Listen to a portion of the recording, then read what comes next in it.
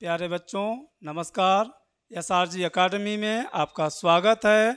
आज हम आपको पहला वीडियो इलेक्ट्रॉनिक विन्यास सिखाने जा रहे हैं।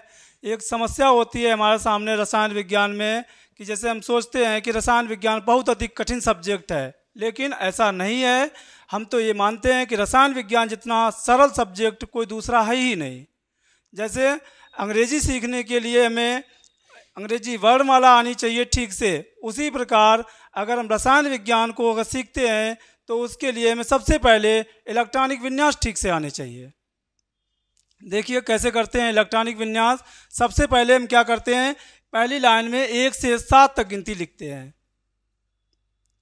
1 2 3 4 5 6 7।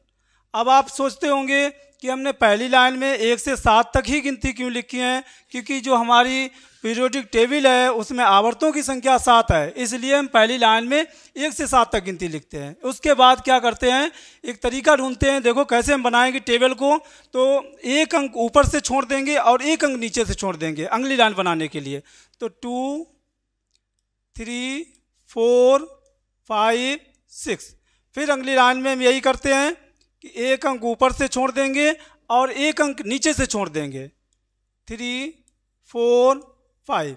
इसके बाद में फिर अगली लाइन में एक अंक ऊपर से छोड़ देंगे और एक अंक नीचे से छोड़ देते हैं। इसके बाद में क्या आपकी कोई और लाइन बन सकती है एक अंक ऊपर और नीचे छोड़ करके? नहीं बन सकती है। अब इसके बाद में हम क्या करते हैं, दूसरी लाइन, तीसरी लाइन और चौथी लाइन में एक एक अंक बढ़ा देते हैं।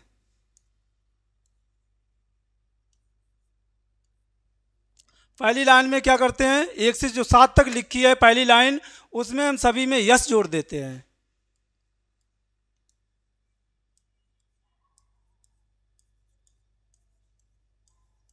दूसरी लाइन में पी जोड़ देंगे।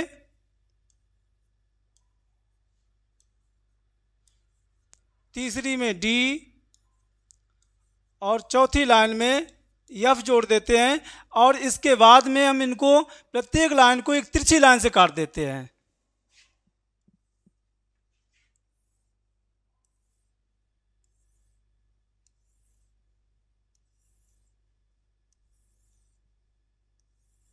अब हमारी इलेक्ट्रॉनिक विन्यास के लिए एक टेबल तैयार हो चुकी है। इसको हम क्या करते हैं, जब हम इलेक्ट्रॉनिक विन्यास करते हैं तो प्रत्येक लाइन को हम पीछे से लिखते हैं इस तरीके से।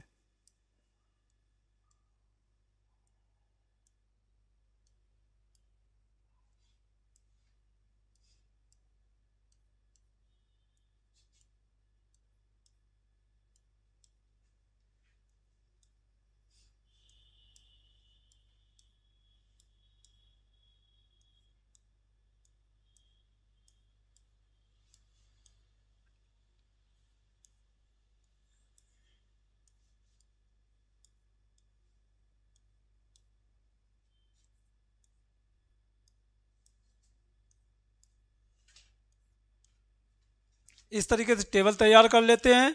और टेबल तैयार करने के बाद में हमें एक बात और याद रखनी है कि हम जैसे यस है तो यस में हम अधिक से अधिक 2 इलेक्ट्रॉन रख सकते हैं और पी में अधिक से अधिक 6 इलेक्ट्रॉन, इसी प्रकार से डी में अधिक से अधिक 10 इलेक्ट्रॉन और एफ में भी अधिक से अधिक 14 इलेक्ट्रॉन रख सकते हैं। जिस समय हम इलेक्ट्रॉनिक विन्यास करते हैं तो हम क्या करते हैं कि यस में हम कभी भी 2 से ज़्यादा इलेक्ट्रॉन, पी में 6 से ज़्यादा इलेक्ट्रॉन, डी में 10 से ज़्यादा इलेक्ट्रॉन और एफ में 14 से ज़्यादा इलेक्ट्रॉन नहीं होने देते हैं। लेकिन ये नहीं कि इससे ज़्यादा नहीं हो, कम हो सकते हैं, इससे ज़्यादा नहीं हो सकते हैं, लेकिन हम कम कर सकते हैं। यस में हम 1 से 2 इलेक्ट्रॉन रख सकते हैं, पी में 1 से 6 तक इलेक्ट्रॉन रख सकते हैं, डी में 1 से 10 तक इलेक्ट्रॉन रख सकते हैं और इसी प्रकार से एफ में भी हम 1 से 14 इलेक्ट्रॉन तक रख सकते हैं। अगर हमें कम इलेक्ट्रॉनों की आवश्यकता है तो हम इलेक्ट्रॉन कम कर सकते हैं। जब हम किसी तत्व का इलेक्ट्रॉनिक विन्यास करेंगे तो हमें सबसे पहले एक बात याद रखनी होगी कि इस टेबल में हम क्या करेंगे, सबसे पहले हम पीछे से लिखेंगे, प्रत्येक लाइन को पीछे से लिखेंगे। सबसे पहले अगर हम पहली लाइन में आते हैं तो हमें सबसे पहले मिलता है 1s। 1s के बाद में लाइन समाप्त हो जाती है, फिर नई लाइन में हम पीछे से आते हैं तो हमें 2s मिलेगा और फिर लाइन समाप्त हो गई। इसी प्रकार से 2s के बाद में 2p आती है, 2p के बाद में 3s और 3s के बाद में फिर लाइन समाप्त हो जाती है 3p फिर 4s, इसके बाद लाइन फिर समाप्त हो गई, फिर नई लाइन में पीछे से 3d 4p 5s, इसके बाद में फिर नई लाइन से पीछे से 4d 5p 6s, इसके बाद में 4f 5d 6p 7s 5f 6d और 7p। जितनी हमें ज़रूरत होती है उस आधार पर हम आगे बढ़ते चले जाते हैं। यस में हमने बताया है कि 1 से 2 इलेक्ट्रॉन होंगे, अगर हमें 1 की आवश्यकता है तो हम 1 इलेक्ट्रॉन रखेंगे, अगर हमें 2 की आवश्यकता है तो 2 इलेक्ट्रॉन कर देंगे, लेकिन कभी भी हम ऐसा नहीं करेंगे कि हम यस में 2 से इलेक्ट्रॉन अधिक नहीं होने देंगे। मेरे सामने एक लिमिट लगी हुई है कि हम इससे ऊपर नहीं जा सकते हैं।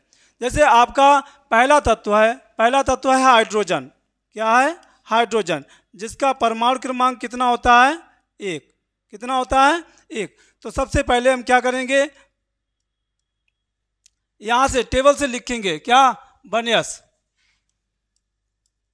और हमें मालूम है, इतना तो मालूम है हमें कि जिससे किसी तत्व का परमाणु क्रमांक बराबर इलेक्ट्रॉनों की संख्या होती है। किसी तत्व का जितना परमाणु क्रमांक होगा उसमें इलेक्ट्रॉनों की संख्या भी उतनी ही होगी। तो हाइड्रोजन का यहाँ परमाणु क्रमांक 1 है, अगर हम इसका इलेक्ट्रॉनिक विन्यास करते हैं तो इसके पास इलेक्ट्रॉनों की संख्या भी 1 होगी। तो वो हम इस तरीके से नोट कर देते हैं। दूसरा तत्व है हीलियम।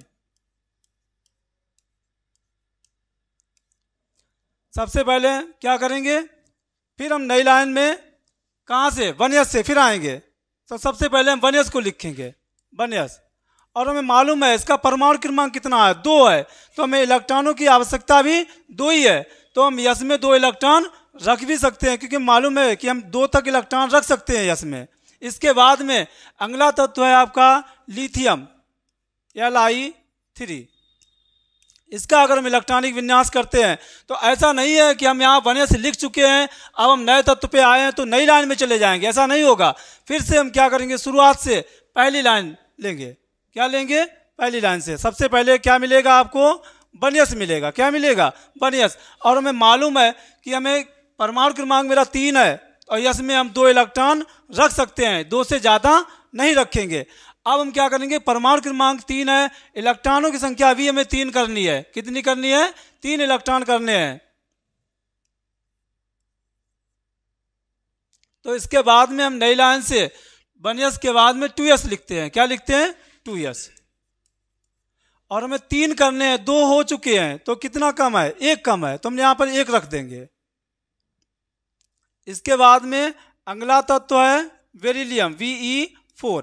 इसका हम इलेक्ट्रॉनिक विन्यास अगर करते हैं तो सबसे पहले किसे लिखेंगे?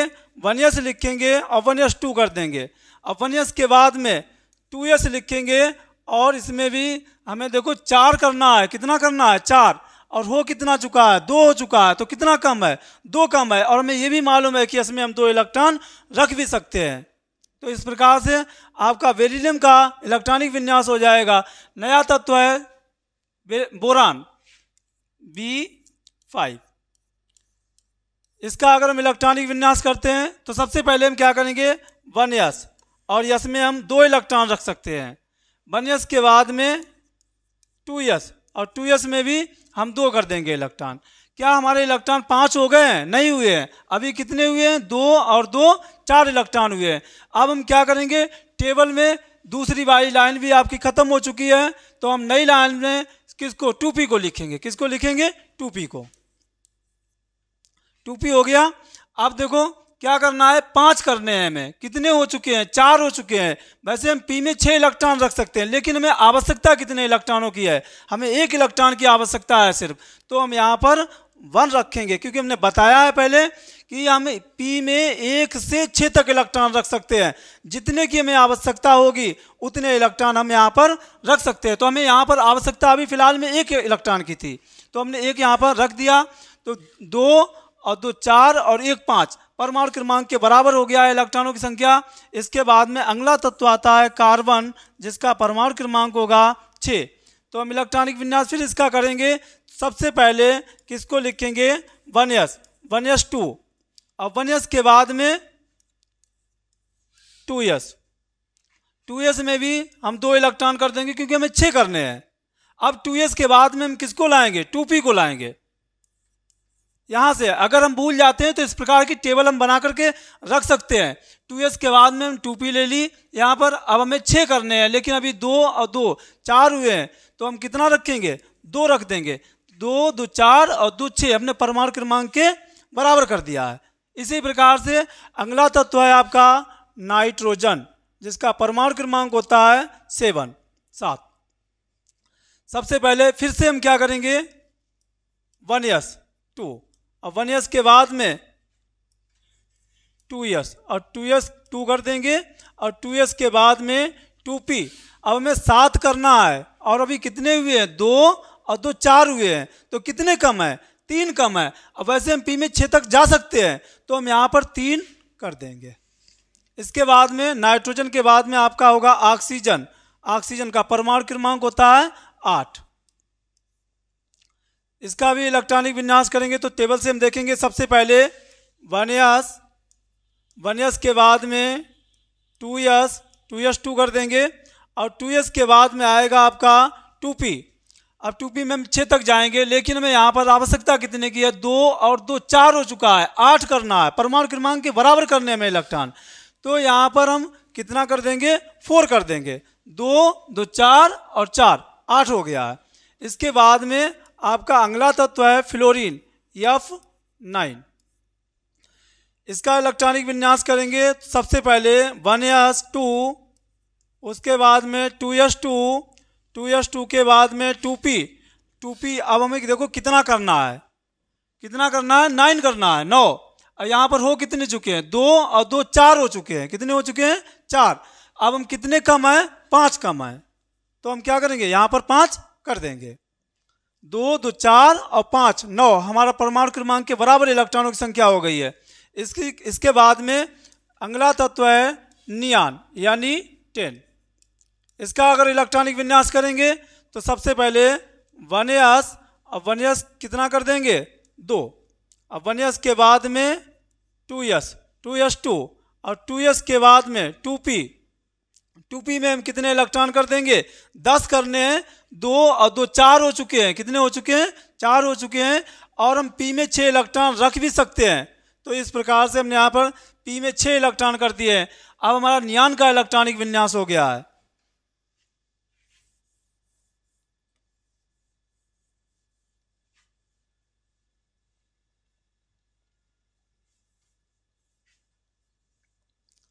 नियान के बाद में अगला तत्व है सोडियम, जिसका परमाणु क्रमांक होता है 11 Na11। इसका इलेक्ट्रॉनिक विन्यास करेंगे तो सबसे पहले किसको लिखेंगे? 1s और यस में 2 इलेक्ट्रॉन। इसके बाद में 1s के बाद में 2s में 2 इलेक्ट्रॉन और 2s के बाद में आपका आएगा 2p।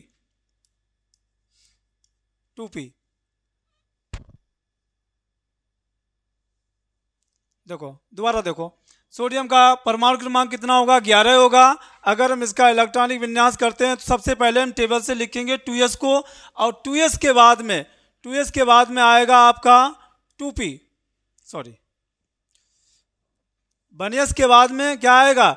2s आएगा। 2s में हम कितना? 2 इलेक्ट्रॉन कर देंगे और 2s के बाद में फिर हम टेबल से किसको लेंगे? 2p को लेंगे। किसको लेंगे? 2p को।